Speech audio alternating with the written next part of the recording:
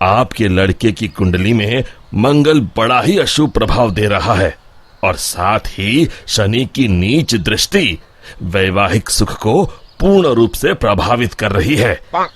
अब क्या बोलूं, ये कुंडली तो दुर्योगों से भरी पड़ी है।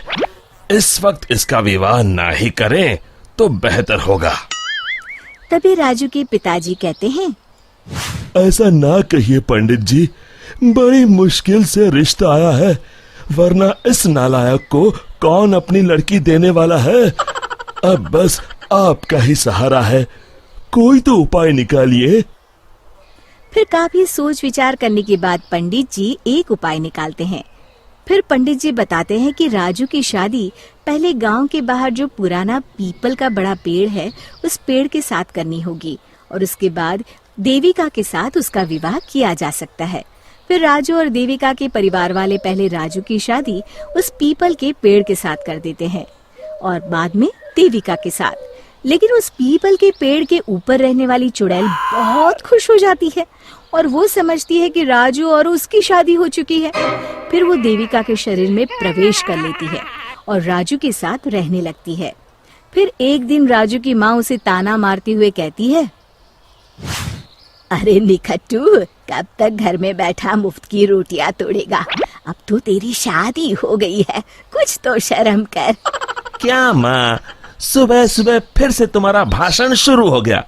तुम चिंता मत करो, मैं जल्द ही खुद का व्यापार शुरू करने वाला हूँ। अरे बेटा, तू किसे बेवकूफ बना रहा है, मुझे या अपने आप को? पिछले 5 सालों से यही सुनते आ रही हूँ। बस बहुत हो गया, मैं कुछ नहीं जानती। कल से अपना और अपनी पत्नी के राशन पानी का इंतजाम तू खुद कर ले। अब तेरा बोझ हम लोग और नहीं उठा सकते। इतना कहकर राजू की माँ वहाँ से चली जाती है। फिर राजू सोच में डूब जाता है। तभी देविका उससे कहती है, सुनिए जी, आप चिंता मत करिए, आपको कहीं काम करने जाने की जरूरत नहीं है, आप बस मेरे पास रहिए। अरे भाग्यवान, अगर कमाने नहीं जाऊंगा तो अपना गुजारा कैसे होगा? तुमने सुना नहीं माँ क्या कह के गई है? अभी आप बेफिक्र होकर सो जाइए, मेरे पास एक जादुई पोटली है। फिर देविका उसे एक लाल रंग की पोटली दिखाती है। आपको जितने पैसे चाहिए उतने पैसे इस पोटली में हर सुबह आपको मिल जाया करेंगे। बस ये राज हम दोनों के बीच रहना चाहिए।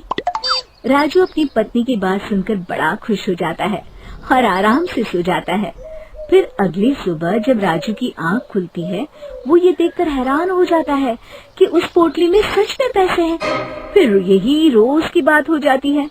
अब राजू सारा दिन मजे से घर में आराम करता। एक दिन राजू देविका से कहता है, अरे वाह, हमारे पास अब किसी चीज की कमी नहीं है। बस एक बार ये जादू की पोटली हमें इतने पैसे दे दे कि हम अपने इस पुराने और छोटे घर को तुड़वाकर एक नया मकान बनवा लें। तभी देविका राजू से कहती है, आप चिंता मत करिए जी, मुझे पूरा यकीन है कल ये जादू की पोटली आपको इतने पैसे जरूर दे देगी कि आप एक नया मकान बनवा सके।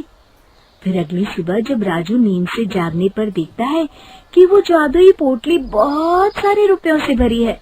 अब तो राजू की खुशी का ठिकाना नहीं था। वो अपना नया घर बनवाने की तैयारी में जुट जाता है।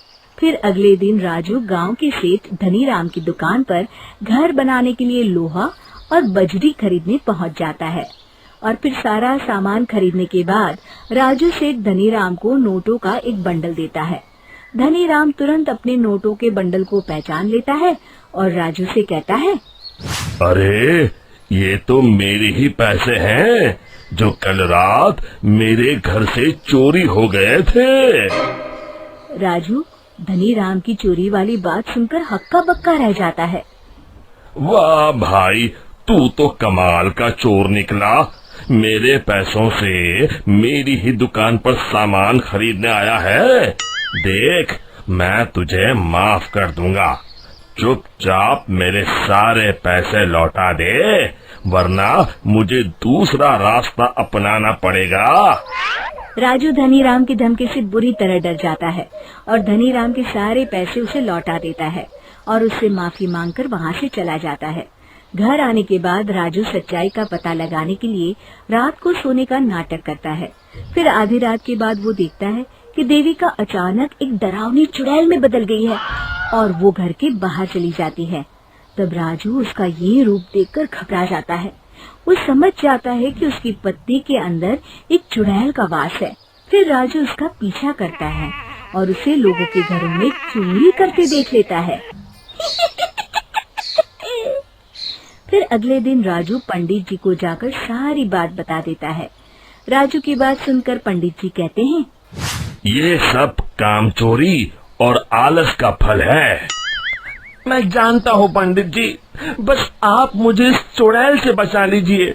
मैं कसम खाता हूँ आगे से सिर्फ मेहनत करके पैसे कमाऊंगा।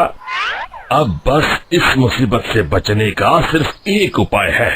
बस जैसा मैं कहता हूँ वैसा ही करो। तुम अभी जाकर वो पोटली मुझे लाकर दे दो। फिर राजू भागकर घर से वो पोटली लाकर पंडित जी को दे देता है। दोनों उसी पुराने पीपल के पेड़ के पास जाते हैं और पंडित जी उस पोटली को पेड़ से बांधकर वहाँ हवन चालू कर देते हैं। दूसरी तरफ देविका के शरीर में रह रही चुड़ैल छटपटाने लगती है और देखते ही देखते वो हवन कुंड के सामने खड़ी हो जाती है और देविका के शरीर से बाहर आ जाती है। फिर पंडित जी से कहती हैं, मैं इतनी आसानी से राजू का पीछा नहीं छोड़ने वाली। मैं तुझे आखिरी मौका दे रहा हूँ। इस लड़की के शरीर को छोड़कर चली जा। मेरी बात मान ले चुड़ैल, वरना मैं तुझे जलाकर राख कर दूंगा। तू मुझे नहीं जानता पंडित, इसलिए तू इतनी बड़ी बड़ी बातें कर रहा है। लगता है आज तेरा आखिरी दिन है। तो तू नहीं मानेगी तो ठीक है, अब मजा देख। और फिर पंडित जी जोर जोर से मंत्र पढ़ना शुरू कर देते हैं। हवन कुंड की अग्नि देखते ही देखते बहुत बड़ा रूप धारण कर लेती है। चुड़ैल उस पोटली के अंदर कैद हो जाती है। अरे अरे ये कैसे हो गया? अरे मुझे छोड़ दे पंडित, मैं तो मजाक कर रही थी। फिर पंडित जी उस पोटली को उठाकर हवन कुंड में डाल देते हैं। मर गई रे! फिर उस पोटली के साथ चुड़ैल जलकर राख हो जाती है।